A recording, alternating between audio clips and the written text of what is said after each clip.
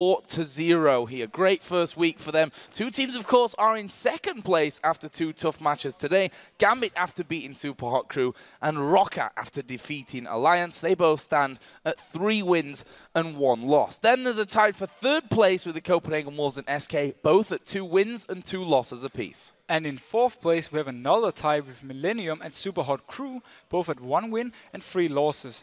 And still in last place, having not secured a victory yet, we have Alliance with 4 losses. Very interesting table. Lots of ties in there, just as we've come to expect over the last year here in Europe. And going 4-0 and helping secure Fnatic's undefeated record with some outstanding play, we have to say our MVP of the week is Rekkles. I'm not sure we could have given it to many other people. There were certainly some other options out there which were considerable. Maybe just mention them here at the end. Just to touch on Rekkles' stats this week.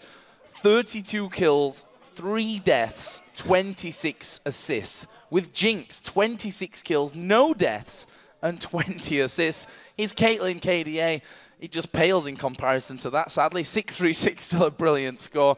But just overall, he's done so well this week for Fnatic. You know, Fnatic themselves, their total KDA, 75 kills, just 27 deaths, and a 187 assist count. Rekkles was involved in 77% of those. But obviously, when we talk about Rekkles, we also have to talk about Yellowstar, who's been absolutely amazing. Rekkles is, you know, giving him a lot of praises, telling him how he's so good in the lane, and he helps him go into the mid game a lot better.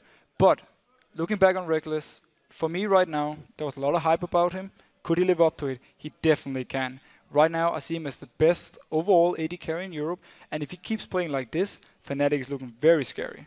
Yeah, we talk about the hype, and it's almost as we can almost say that he's gone better than the hype, because I don't think people were expecting quite that into that one. We also want to give a very special mention to Jankos, who was also definite contender in that. I mean, Jankos has been absolutely amazing. He's come in here, he said himself he was a top 4 jungler. I will put him higher than this. He impresses me pretty much every game. He makes so many, early ganks. He puts so much pressure on the map. And just look what he did in the end of this game, where he jumps in and he kicks taps back. That was absolutely beautiful. And it requires, so fast thinking.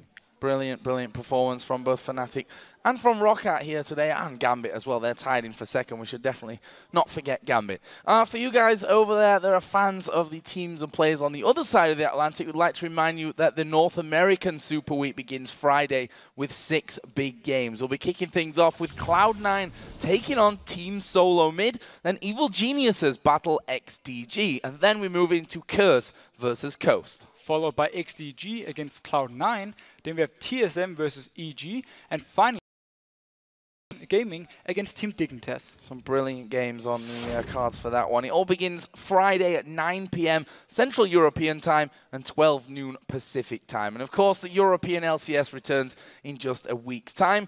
And here are the matches that you can expect to see next Thursday. We'll kick things off with Millennium taking on Alliance, then moving in to ROCCAT versus Super Hot Crew. And then we have Copenhagen Wolves versus Millennium and Gambit facing SK Gaming. That all kicks off at 7 p.m. Central European time, which is 10 a.m. here. Not here. 10 a.m. Pacific time, which is not here, it's there. Okay, ladies and gents, it's time to send things over to Freak and Jat, who are standing by with the next exciting matchup in the Euro.